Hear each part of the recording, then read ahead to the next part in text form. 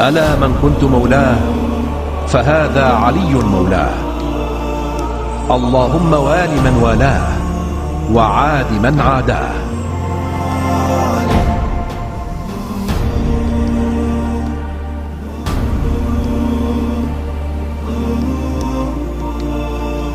اعوذ باللہ من الشیطان اللعین الرجیم بسم اللہ الرحمن الرحیم الحمد للہ رب العالمین وصلی اللہ علی محمد وآلہ الطاہرین. بسم اللہ الرحمن الرحیم الحمد للہ الذی جعلنی من المتمسکین بولایت امیر المومنین علی بن ابی طالب علیہ السلام. ناظرین گرامی قدر، آج کا جو ہمارا موضوع ہے وہ ہے احتجاج ائمہ معصومین علیہ السلام بحدیث غدیر، یعنی حدیث غدیر کے ذریعے سے کیا ائمہ معصومین علیہ السلام نے اپنی ولایت و وصایت و وزارت و خلافت کو ثابت کیا ہے، احتجاج کیا انہوں نے اس حدیث غدیر کے ذریعے سے یا نہیں. سب کو معلوم ہے کہ عید غدیر، جسے عید اللہ الاکبر کہا جاتا ہے، یہ وہ دن ہے جس دن مرسل اعظم حضرت محمد مصطفیٰ صلی اللہ علیہ وآلہ وسلم نے 18 ذی الحجہ کو حج کی واپسی کے بعد غدیر خون کے چٹیل میدان میں اپنے بھائی اور داماد مولائے کائنات کو خلیفہ نامزد کیا تھا. اور یہ وہ دن ہے جس دن آپ کی ولایت کا اعلان کیا گیا تھا.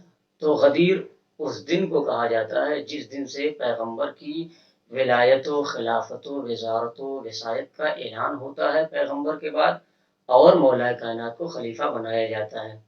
تو اس خلافت، ہم کہتے ہیں کہ مولائے کائنات نبی کے بعد بلا فصل خلیفہ ہیں، تو کیا ائمہ نے کبھی احتجاج کیا ہے کہ حدیث غدیر کے ذریعے سے کہ ہاں ہم خلیفہ ہیں، بلا فصل ہیں، ہم رسول کے سچے جانشین ہیں؟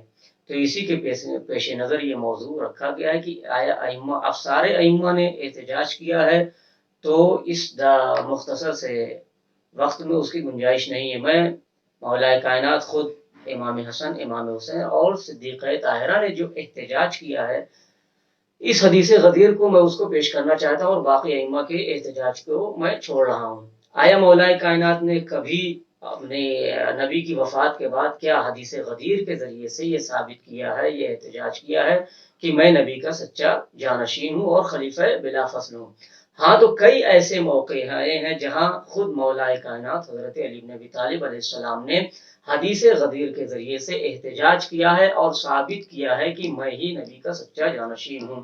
اب وہ حدیث غدیر کیا ہے؟ نبی نے غدیر کے چٹیل میدان میں مولائے کائنات کو اپنے دونوں ہاتھوں پہ بلند کر کے یہ ارشاد فرمایا تھا، الست اولا بکم من انفسکم. تو سارے مسلمانوں، کم از کم 1,24,000 کا مجمع تھا حاجیوں کا. تو پیغمبر اسلام کے اس اعلان کے بعد مولائے کائنات کو اپنے ہاتھوں پر بلند کیا اور فرمایا، من کنت مولا ہو فہذا علی مولا. یہ حدیث غدیر ہے. کیا مولائے کائنات نے اس حدیث غدیر کے ذریعے سے کبھی صحابہ کے درمیان احتجاج کیا ہے؟ تو بہت سے موقع ایسے ہیں جہاں دو موقعوں میں گناتا ہوں. ایک مسند احمد ابن حنبل نے بھی لکھا ہے اس کو، اور شرح نہج البلاغہ میں بھی ابن ابی الحدید معتزلی نے مولائے کائنات کے احتجاج کو رقم کیا ہے. شورا میں پہلا احتجاج مولائے کائنات کا، شورا میں جب کمیٹی بنائی گئی تھی تو مولائے کائنات نے یہ ارشاد فرمایا تھا، قسم دے کے پوچھا تھا صحابہ کو، انشدکم اللہ، میں تمہیں اللہ کی قسم دیتا ہوں، حل فیکم احد سمع رسول اللہ یقول، کیا کہ کوئی ہے تم میں سے جس نے یہ سنا ہے رسول کو کہتے ہوئے، من کنت مولا ہو فہذا علی مولا؟ تو سب نے کہا تھا ہاں. یہ پہلا احتجاج. اور دوسرا احتجاج اسی شورا میں ہے جسے مسند احمد ابن حنبل نے بڑے شد و مت کے ساتھ لکھا ہے. اور مولائے کائنات نے صرف اسی کے ذریعے سے احتجاج نہیں کیا بلکہ اور دوسری فضیلتیں بھی اپنی گنوائی ہیں. کیا بتاؤ کہ سب سے پہلے رسول پر ایمان لانے والا میرے علاوہ کوئی ہے؟ کیا میرے علاوہ کسی کا بھائی ہے جسے جعفر طیار کہا جاتا ہے؟ کیا میرے علاوہ کسی کا چچا حمزہ ہے جسے سید الشہداء کہا جاتا ہے؟ کیا میرے علاوہ کسی کے بیٹے حسن و حسین رسول کے نواسے ہیں؟ اس طرح سے سارے احتجاج کرتے کرتے امام نے فرمایا، انشدکم اللہ، میں تمہیں قسم دلاتا ہوں. کس بات کی قسم دلاتا ہوں؟ امام فرماتے ہیں، حل فیکم او منکم احد قال رہو رسول اللہ، من کنت مولا فہذا علی مولا، اللہم وال من والا وعاد من عدا وانصر من نصرہ واخذل من خذلہ. کیا کوئی ہے میرے علاوہ تم میں جس کے لیے پیغمبر نے ارشاد فرمایا ہے کہ جس کا میں مولا ہوں اس کے یہ علی مولا ہے؟ تو سب نے بیک زبان ہو کے کہا کہ لا، کہ آپ کے علاوہ کوئی نہیں ہے۔ پھر امام نے دوسری جگہ ارشاد فرمایا کہ کیا کوئی ہے میرے علاوہ جس کو رسول نے غدیر خم میں خلیفہ نامزد کیا تھا؟ تو سب نے کہا لا، کہ آپ کے علاوہ کوئی ایسا نہیں جس کو رسول نے خلیفہ بنایا۔ اور خود مولائے کائنات نے اپنی خلافت کے زمانے میں کوفے میں، مسجد کوفہ چھلک رہی تھی، مسجد کوفہ کا صحن تھا، وہاں بھی مولائے کائنات نے اپنی خلافت کے زمانے میں اعلان کیا، اور یہ اعلان ممبر سے آواز دی، بتاؤ تم میں سے کوئی ایسا ہے جس نے رسول اللہ کو یہ کہتے ہوئے سنا ہے کہ من کنت مولا ہو فہذا علی مولا، کہ جس کا میں مولا ہوں اس کے یہ علی مولا ہے۔ تو تاریخ نے لکھا ہے 30 صحابہ کھڑے ہوئے جنہوں نے یہ اعلان کیا کہ ہاں ہم نے رسول کو یہ کہتے ہوئے سنا ہے۔ ان میں سے 12 صحابہ جو ہے وہ بدری صحابہ تھے، جو جنگ بدر میں مولائے کائنات اور رسول کے ساتھ شریک ہوئے تھے، 30 صحابہ میں سے۔ اس کے بعد کچھ لوگوں نے گواہی نہیں دی، جن میں برہ ابن عازب بھی ہیں، انس بن مالک بھی ہیں، اور زید بن ارقم۔ ان تینوں کا نام خاص طور سے ملتا ہے کہ جب مولائے کائنات نے کہا کہ اٹھو اور گواہی دو کہ کیا تم نے یہ نہیں سنا ہے غدیر کے میدان میں کہ رسول اللہ نے میرے لیے فرمایا من کنت مولا فہذا علی مولا؟ تو یہ تینوں خاموش رہے۔ تو مولا کائنات نے فرمایا، پوچھا کہ یہ بتاؤ تم کیوں خاموش ہو، گواہی کیوں نہیں دیتے ہو؟ تو انہوں نے کہا کہ ہم بزرگ ہو گئے ہیں، ہم بھول گئے ہیں، ہماری عقل تھوڑا سا کمزور ہو گئی ہے۔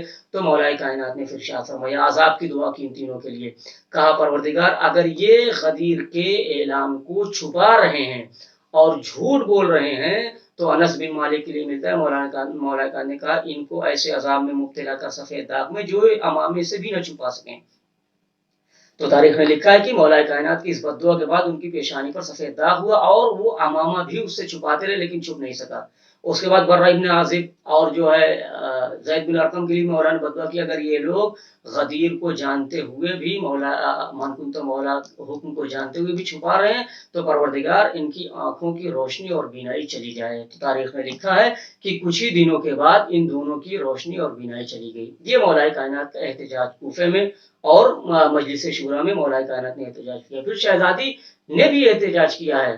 شہزادی فرماتی ہیں انسیتم قول رسول اللہ صلی اللہ علیہ وآلہ وسلم، کیا تم میرے بابا کی اس قول کو بھول گئے ہو جو غدیر خم کے میدان میں انہوں نے کہا تھا من کنت مولا ہو فہذا علی مولا؟ اور دوسرا قول الا تکون منی بمنزلۃ ہارون من موسیٰ الا انہ لا نبی بعدی، کیا اس قول کو بھول گئے ہو؟ امام حسن نے بھی احتجاج کیا ہے غدیر کے حدیث غدیر کے ذریعے سے اپنے بابا کی ولایت پر۔ جب امام حسن اور امیر شام میں صلح ہوئی ہے تو مولائے کائنات کے اس فرزند سبط اکبر حضرت امام حسن شہزاد صلح و امن نے بھرے مجمع میں یہ اعلان کیا ہے کہ انشدکم اللہ، ہر جگہ قسم دلائی ہے۔ امام حسن نے بھی قسم دلائی ہے، مولائے کائنات نے بھی قسم دلائی ہے، اور امام حسین نے بھی قسم دلائی، میں تمہیں قسم دلاتا ہوں کہ کیا تم نے میرے نانا کو یہ کہتے ہوئے نہیں سنا ہے کہ انہوں نے میرے بابا کا ہاتھ پکڑ کے غدیر خم کے میدان میں یہ اعلان کیا تھا من کنت مولا ہو فہذا علی مولا اللہم وال من والا ہو وعاد من آدہ ہو وانصر من نصر ہو وخذل من خذل ہو۔